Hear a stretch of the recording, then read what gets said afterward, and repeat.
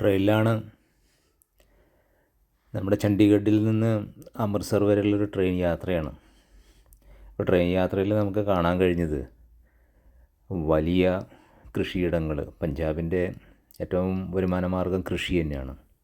വ്യവസായങ്ങളുണ്ടെങ്കിലും കൃഷി തന്നെയാണ് പ്രധാനപ്പെട്ട വരുമാനമാർഗം. അപ്പോൾ ഓരോ കൃഷിയിടങ്ങളും അത് കഴിഞ്ഞുള്ള ഗ്രാമങ്ങളും, മനോഹരമായ ഗ്രാമങ്ങളും വീണ്ടും കൃഷിയിടങ്ങളും ഇങ്ങനെ നിറഞ്ഞു നിൽക്കുന്ന ഒരു ഗ്രാമഭംഗിയാണ് നമ്മളിപ്പോൾ കണ്ടുകൊണ്ടിരിക്കുന്നത്.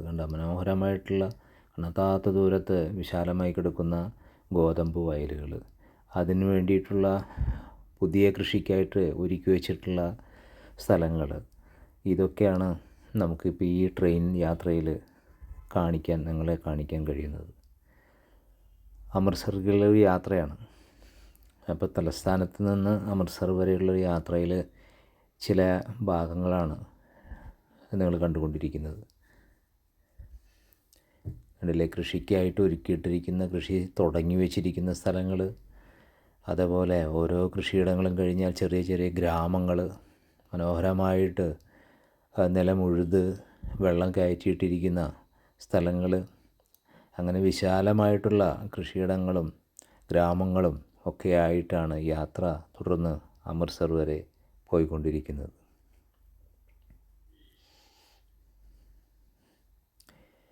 കൂടുതൽ കാഴ്ചകൾ ഇത് തന്നെയാണ്.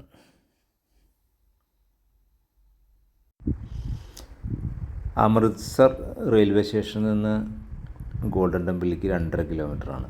അപ്പം നമ്മൾ ട്രെയിൻ ഇറങ്ങി ഇവിടെ വന്ന് ലോഡ്ജൊക്കെ എടുത്ത് നമ്മളിപ്പോൾ അമൃത്സർ ഗോൾഡൻ ടെമ്പിളിൻ്റെ പരിസരത്ത് കൂടെ നടന്നുകൊണ്ടിരിക്കുകയാണ്.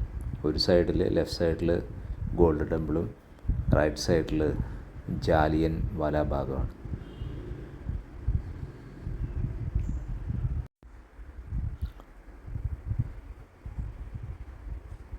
ഉച്ചയ്ക്ക് ഞാൻ ഈ ഹോട്ടലിൽ നിന്ന് ഭക്ഷണം കഴിച്ചത്. ഇതിൻ്റെ കുറച്ച് പുറകിലായിട്ടാണ് ലോഡ്ജ്. എന്നുവെച്ചാൽ ഇതിൻ്റെ ഗോൾഡൻ ടെമ്പിളിൻ്റെ പുറകിലായിട്ട് വരും ലോഡ്ജിങ്. ഒരു 1500-2000 രൂപ കൊടുത്താൽ നല്ല ലോഡ്ജിങ് ഉണ്ട്, സൗകര്യമുണ്ട്, ഫുഡൊന്നും കുഴപ്പമില്ല. അപ്പോൾ നമ്മൾ നേരെ ഗോൾഡൻ ടെമ്പിളിൻ്റെ ഭാഗത്തേക്കാണ് പോയിക്കൊണ്ടിരിക്കുന്നത്. ഇതൊരു ചെറിയ സ്ട്രീറ്റാണ് കേട്ടോ, പ്രധാന റോഡല്ല, ചെറിയൊരു സ്ട്രീറ്റാണ് സൈഡുകളിൽ. നമ്മൾ ലോഡ്ജിൽ നിന്നുള്ള വഴിയാണ്. പ്രധാന ഭാഗങ്ങൾ കാട്ടിത്തരാം. ആ റോട്ടിലേക്കാണ് ഇത് ചെന്ന് കയറുക. അത് കഴിഞ്ഞാൽ ലെഫ്റ്റിലേക്ക് തിരിഞ്ഞാൽ ഗോൾഡൻ ടെമ്പിളായി.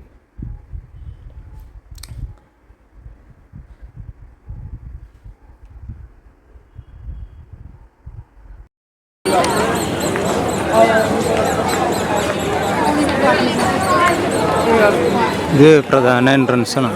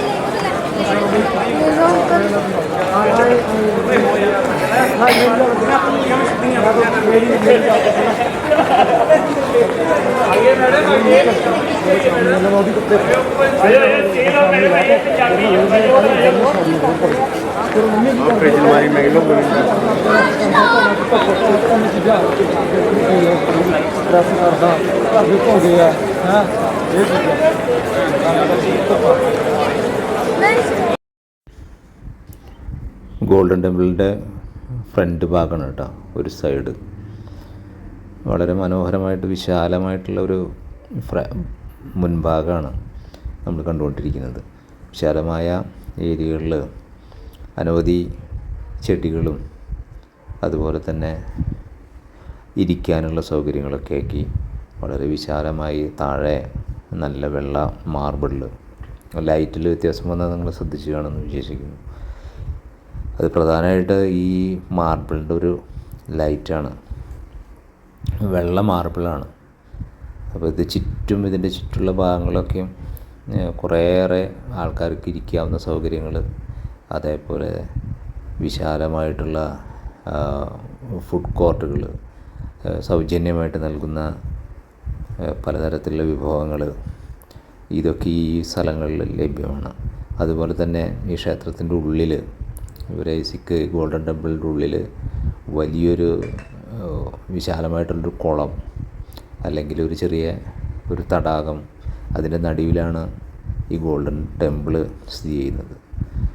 അവിടേക്ക് നമ്മളെ ക്യാമറ അനുവദിക്കാത്തതിനാൽ ഞാൻ ഷൂട്ട് ചെയ്യുന്നില്ല. അവിടെ പോയി അതിൻ്റെ ഉള്ളിൽ പോയി പല സ്ഥലങ്ങളിലും ഈ വരുന്ന തീർത്ഥാടകർക്ക് ശുദ്ധമായ വെള്ളം, അതുപോലെ തന്നെ അലുവ പോലുള്ള ഒരു ഫുഡ്, അതേപോലെ ചപ്പാത്തിയും കറികളൊക്കെ ആയിട്ടുള്ള വിഭവങ്ങൾ, ഇതൊക്കെയും വിശാലമായുള്ള ഹാളും, അതുമാത്രമല്ല ഇവിടെ വരുന്ന ഡിവോട്ടികൾ തന്നെയാണ് ഇതെല്ലാ കാര്യങ്ങളും ചെയ്യുന്നത്. അതിനാൽ വലിയ ക്യൂവോ കാര്യങ്ങളൊന്നുമില്ല. നമ്മുടെ ക്ഷേത്രങ്ങളിലെ പോലെ വലിയ ക്യൂ നിൽക്കേണ്ട കാര്യമൊന്നുമില്ല. വളരെ വിശാലമായിട്ടുള്ള ഏരിയകളായതിനാൽ. അതേപോലെ തന്നെ നമുക്ക് നമ്മുടെ ക്ഷേത്രങ്ങളിലേക്ക് മാതൃകയാക്കാം. ഇവിടെ വരുന്ന നമുക്ക് മനസ്സിനും ശരീരത്തിനൊക്കെ ഒരു ആനന്ദം, റിലാക്സേഷൻ കിട്ടുന്നതിന് വേണ്ടിയിട്ടാണ് ക്ഷേത്രങ്ങളിലേക്ക് ദർശനം നടത്തുന്നത്. അപ്പോൾ ഇവിടെ അതിനെന്തൊക്കെയാണ് ഒരു മനുഷ്യന് ഇതൊക്കെ ലഭിക്കുന്നതിന് ആവശ്യമായിട്ടുള്ള ഘടകങ്ങൾ, ഇതെല്ലാതും ഇവിടെ ഒരുക്കി വച്ചിട്ടുണ്ട്. കുറേ സമയം ഇവിടെ വിശ്രമിച്ച് ഒരു നല്ല ഒരു റിലാക്സേഷൻ സ്റ്റേജിലായി തിരിച്ചു പോകാം. മനസ്സ് മുഴുവൻ ഒരു ആനന്ദത്തോടുകൂടി തിരിച്ചു പോകുന്ന രീതിയിലാണ് ഇതിനെ നിർമ്മിച്ചിട്ടിരിക്കുന്നത്. ഇതൊക്കെ നമ്മുടെ കേരളത്തിലെ ക്ഷേത്രങ്ങളിലും ഒക്കെ ഇതുപോലെ നമുക്ക് അനുകരിക്കാവുന്നതാണ്.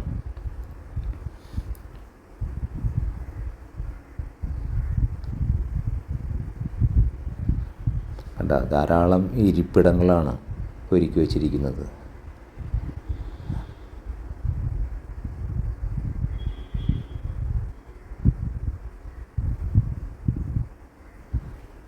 ഇതെല്ലാം ഈ ക്ഷേത്രത്തിൻ്റെ പ്രധാന അല്ലെങ്കിൽ ഫ്രണ്ട് ഭാഗത്തുള്ള ഭാഗങ്ങളാണ് കാണുന്നത് കേട്ടോ.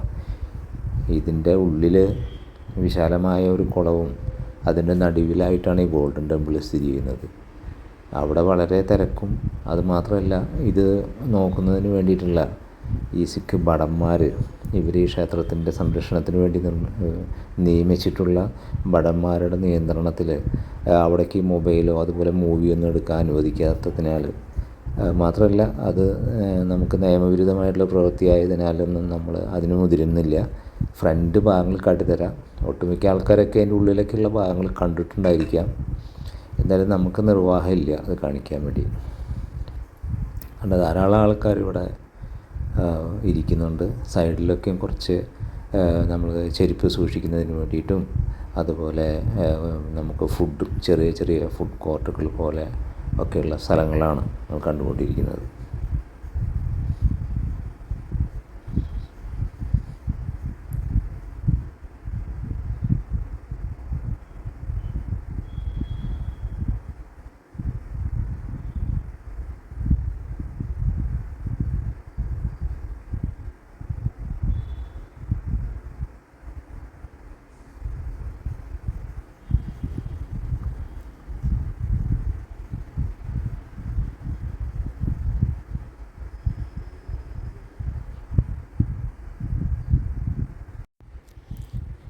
നമ്മളിപ്പോൾ കണ്ടുകൊണ്ടിരിക്കുന്നത് ജാലിയൻ വാല ബാഗിൻ്റെ ഗേറ്റാണ്, പ്രവേശന കവാടമാണ്. ഈ പ്രവേശന കവാടം ഉള്ളിലേക്ക് കടന്നിട്ടാണ് നമ്മുടെ ഈ ജാലിയൻ വാല ബാഗ് ദുരന്തമെല്ലാം ഉണ്ടായ സ്ഥലം. ഇതിൻ്റെ വളരെ ചുരുങ്ങിയ ഒരു എൻട്രൻസിൽ കൂടെയാണ് ഇതിൻ്റെ ഉള്ളിലേക്ക് പ്രവേശിക്കുന്നത്. ഉള്ളിൽ വളരെ വിശാലമായിട്ടുള്ളൊരു ഗ്രൗണ്ടായിരുന്നു. ഇന്നത് ഇതിൻ്റെ മെമ്മറി ആയിട്ട് നമ്മൾ സംരക്ഷിച്ചു പോരുന്ന ഒരു ഏരിയയാണ്. ഈ സ്റ്റാച്ചു എല്ലാം അന്ന് ഈ ദുരന്തത്തിൽ മരണപ്പെട്ടവരെ ഓർമ്മയ്ക്കായിട്ട് നിർമ്മിച്ചിട്ടുള്ളതാണ്. മരണപ്പെട്ട വ്യക്തികളെ എല്ലാ സ്മരണ നിലനിർത്തുന്ന രീതിയിൽ അവരുടെ പേരും എല്ലാം പ്രവേശന കവാടത്തിൽ തന്നെ രേഖപ്പെടുത്തിയിട്ടുണ്ട്.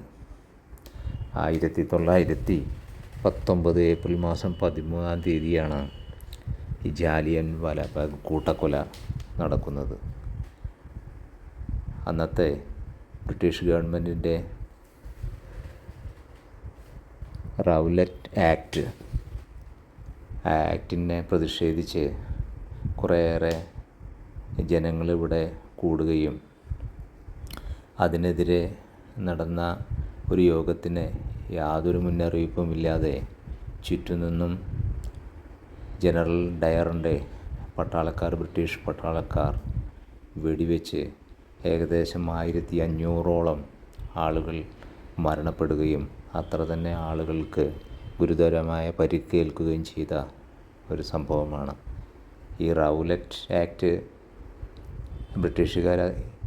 ബ്രിട്ടീഷ് അധികാരികൾ ഇന്ത്യയിൽ നടപ്പാക്കിയ നിയമത്തിൽ ഏറ്റവും അധികം പ്രതിഷേധം ക്ഷണിച്ചു വരുത്തിയ ഒന്നായിരുന്നു ഈ ആക്ട്. ഒന്നാം ലോക മഹായുദ്ധത്തോടനുബന്ധിച്ച് ബ്രിട്ടീഷ് ഇന്ത്യയിൽ നടപ്പാക്കിയ അടിയന്തരാവസ്ഥ മുൻകരുതലുകൾ അനന്തമായി ദീർഘിപ്പിക്കുന്നതിനായിരുന്നു ഈ നിയമം. ഭീകരവാദികളായി സംശയിക്കപ്പെടുന്ന ഏതൊരാളെയും വിചാരണ കൂടാതെ 2 വർഷം വരെ തടവിലാക്കാൻ ഈ നിയമം സർക്കാരിന് അധികാരം നൽകി. ഇങ്ങനെയുള്ളൊരു ആക്ടിനെ എതിരെ പ്രതിഷേധിച്ച നിരവധി വ്യക്തികളാണ് ഇവിടെ മരണപ്പെട്ടത്. ഇന്നും ഒരു തീരാ കരടായി അല്ലെങ്കിൽ ദുഃഖമായി ഈ ഇന്ത്യൻ സ്വാതന്ത്ര്യ സമരത്തിൽ രേഖപ്പെടുത്തിയ ഒരു സ്ഥലമാണ് ജാലിയൻ വാലാബാഗ്. ഇതിൻ്റെ ഈ സ്ഥലത്തിൻ്റെ മനോഹരമായുള്ള ദൃശ്യങ്ങൾ വീക്ഷിക്കാം.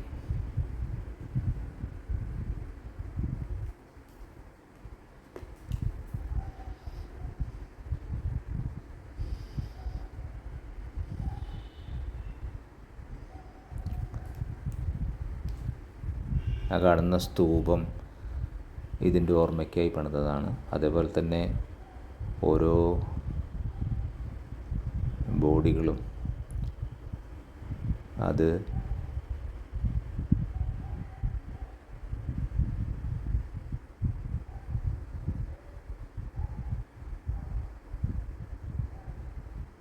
സംസ്കരിച്ച ഇടങ്ങളെല്ലാമാണ് റൈറ്റ് സൈഡിൽ നിങ്ങൾ കണ്ടുകൊണ്ടിരിക്കുന്നത്.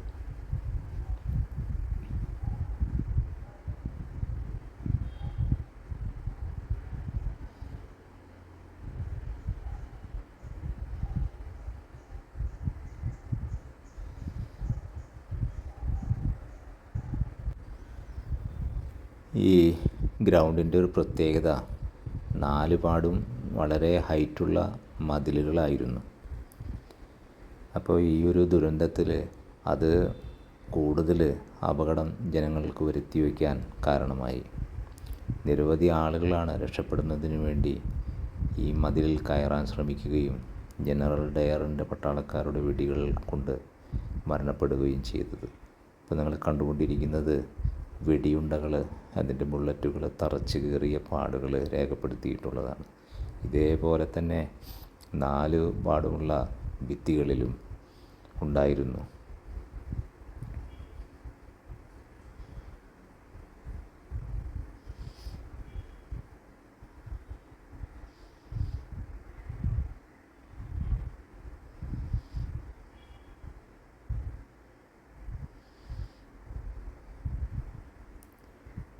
ഇവിടെ ഇതിൽ മരണപ്പെട്ടവരുടെ സംഖ്യയും എല്ലാം ഇവിടെ തന്നെ രേഖപ്പെടുത്തിയതായി കാണാം.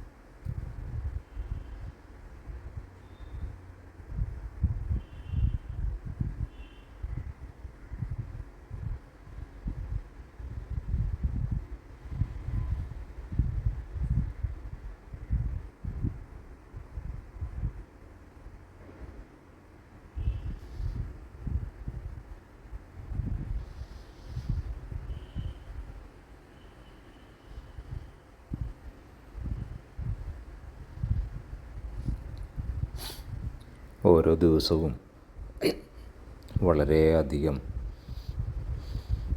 സന്ദർശകരാണ് ഇവിടെ വിസിറ്റ് ചെയ്ത് വരുന്നത്.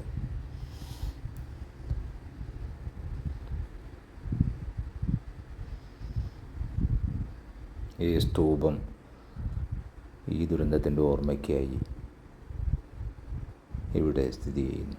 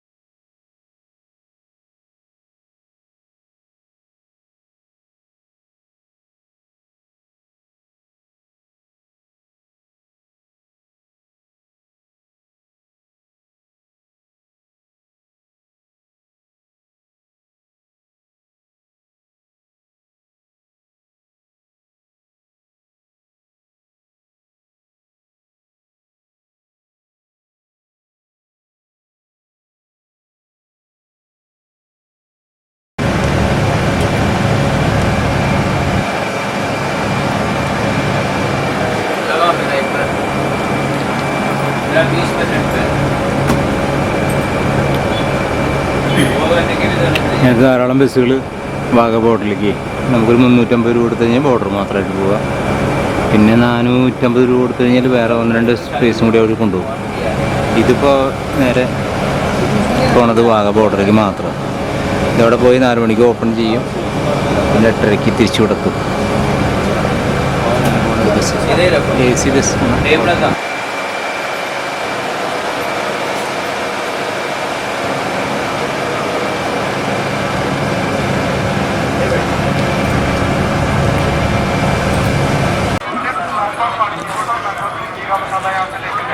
धन्यवाद। बॉर्डर में आपका हार्दिक स्वागत है। कृपया करके ध्यान दीजिए, स्टेडियम के अंदर आपने 7 बजे तक बैठना है। खाने पीने का सामान यहाँ से लेके जाए। खाने पीने का कोई पाबंदी नहीं है। पानी की बोतल